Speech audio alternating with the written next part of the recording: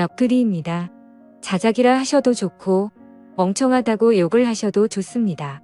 그냥 어디에든 말하지 않으면 너무 힘들어서 제가 정신이 나갈 것만 같아서 이렇게 글을 씁니다.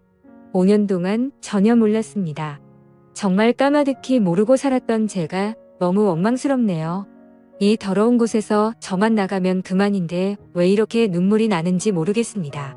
아무튼 지금부터 드라마에서도 나오지 않을 법한 제 이야기를 시작할게요. 남편과 신우는 이복남매라고 했습니다. 저는 남편보다 5살이 많았고 신우는 남편보다 7살이 어렸죠. 남편의 친엄마는 남편이 어릴 때 돌아가셨고 새어머니를 평생 엄마처럼 여기며 살았다고 하더라고요. 그리고 그 새어머니와 친아버지 사이에서 태어난 신우가 있었는데 나이 차이가 많아서 그런지 남편은 살뜰하게 신우를 살폈고 신우는 저랑 나이 차이가 많이 나서 그런지 약간의 어린 행동을 하는 것 외에는 그저 무난무탈한 신우였습니다. 아무튼 신우가 18살 되던 해에 새어머니도 돌아가시게 됐고 건축을 하시는 아버지는 지방에서 공사가 많아서 한 달에 2~3번 집에 오시고는 했었다고 하더군요. 가끔 도우미 아줌마를 부르기도 하고 남편하고 신우가 청소랑 밥을 해먹으면서 서로 챙기며 살아가던 시절에 저는 남편을 만나서 연애를 했죠. 그때 신우의 나이는 20살이었고 남편의 나이는 27 그리고 저는 32의 나이였습니다. 32살인 저는 27의 남자친구가 나와 결혼해주지 않을까 봐서 전전긍긍했고 어린 신우가 시집을 갈 때까지 같이 살면서 보살펴주기로 하는 조건을 걸고 제 나이 34세 결혼을 했네요. 신우는 크게 모나지 않고 성격이 무탈한 편이었고 자기 일은 자기가 스스로 하는 편이라 크게 부딪힐 일이 없었습니다. 집은 아버님 명의로 된 45평짜리 아파트였고 여전히 아버님은 한 달에 2~3번만 오셔서는 하루 정도 같이 놀고 먹고 자고는 일 때문에 지방으로 가시곤 하셨죠. 29의 남편은 제 남편이라서가 아니라 누가 보더라도 훈훈한 외모에 능력도 매너도 좋은 남자였습니다. 하지만 그에 비해 저는 그냥 평범한 사람이었고 그나마 내세울 수 있는 건 제 나이에서 3살 정도 어려 보이는 그냥 조금 동안의 평범한 외모입니다. 그래서 그런지 잘난 남편이 불안해서 남편과 연애를 하던 시절부터 항상 외모에 신경을 쓰고 살았고 집안일도 사회생활도 모든 면에서 부족함 없이 완벽한 아내가 되기 위해 무던히도 노력해왔죠. 다행스럽게도 남편은 출장 외에 특별히 술을 먹거나 늦는 일이 없더라고요. 집안일도 같이 해주고 신우이가 시집살이 시키지는 않느냐며 너스레도 떨어주던 자상한 남편이었습니다. 사실 연애할 때 뜻하지 않게 임신이 되어 아이를 낳고자 했지만 그때 결혼할 수 있는 상황이 아니었기에 남편은 평생 동안 꼭 책임져 준다고 약속을 하고 아이를 지웠어요. 물론 그때는 너무 큰 상처였지만 결국에는 약속대로 결혼도 하고 저를 책임져 주었으니 더 이상은 상처가 아니라고 생각했습니다. 그런데 불행하게도 결혼 이후 아이를 갖기 위해 무던히 노력했는데 뜻처럼 아이가 생기지 않더라고요. 정말 의도치 않았을 때는 한 번에 임신이 되더니 아무리 노력해도 임신이 되질 않더군요. 그리고 아이를 한번 가져봤었기에 당연히 신체적인 문제는 없다고 생각을 했고 불임검사는 하지 않았습니다. 정말 아이 하나만 내 곁으로 와주면 더 이상 바랄 게 없는 그런 완벽한 결혼 생활이었죠.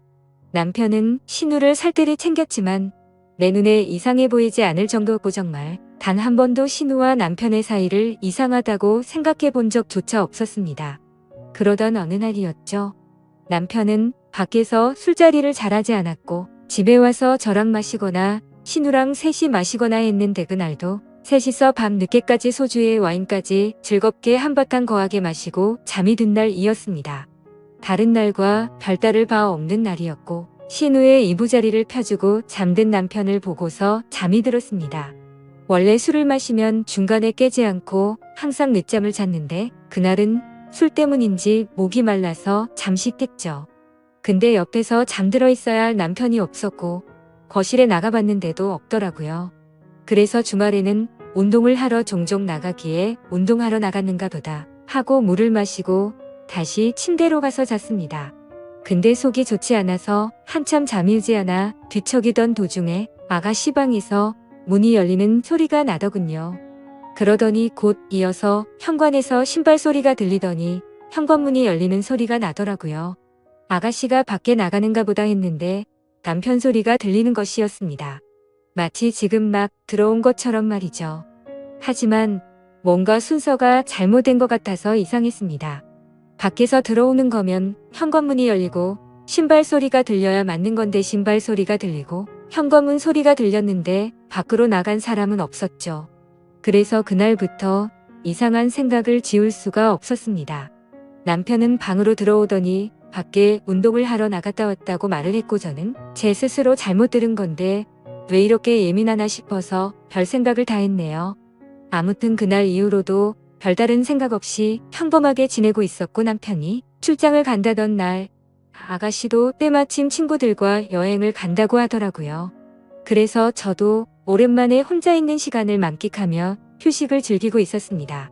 그런데 그때 때마침 친구에게서 전화가 왔죠. 이태원에서 저와 제 남편을 봤다면서 저를 따라오다가 사람들이 붐벼서 놓쳤다며 지금 어디로 갔냐고 하더군요. 그래서 나는 집에 있고 남편은 출장을 갔다고 말을 해줬습니다. 하지만 나중에 알고 보니 그때 그 당시 남편은 이태원에 있었던 게 맞았고 친구는 남편 옆에 있는 여자를 당연히 저라고 생각을 했었던 거죠.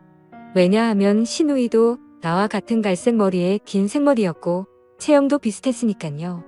며칠 뒤 남편이 출장이 끝나고 돌아오는 날이었습니다. 저는 아버지께서 입원했다는 소식에 남편에게 전화를 걸어 병원에 가 있어야겠다고 말을 했고 남편은 집에 들렀다가 곧바로 병원으로 온다고 해서 저는 서둘러서 병원으로 갔습니다.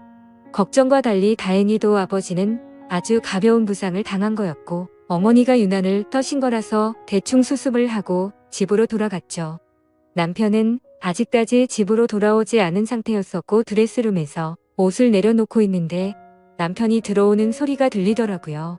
저는 순간적으로 반가운 마음에 깜짝 놀래켜주고 싶었죠. 그래서 드레스룸 불을 끄고 남편이 거실로 오길 기다렸는데 소리를 들어보니 남편 혼자가 아니더라고요. 순간적으로 저는 옷장으로 몸을 숨기게 되었고 남편은 집안 곳곳 방을 하나하나 열어보며 제가 없음을 확인하는 것 같더라고요. 그러더니 소파에 앉는 소리가 들렸고 두 사람의 대화 소리가 들리는데 정말이지 저는 악몽을 꾸는 것 같았습니다. 이태원의 그 맛집은 과대평가가 됐다면서 이번에 갔던 여행은 너무 즐겁긴 했는데 혹시나 언니가 의심하진 않을까? 이런 소리가 들리더라고요.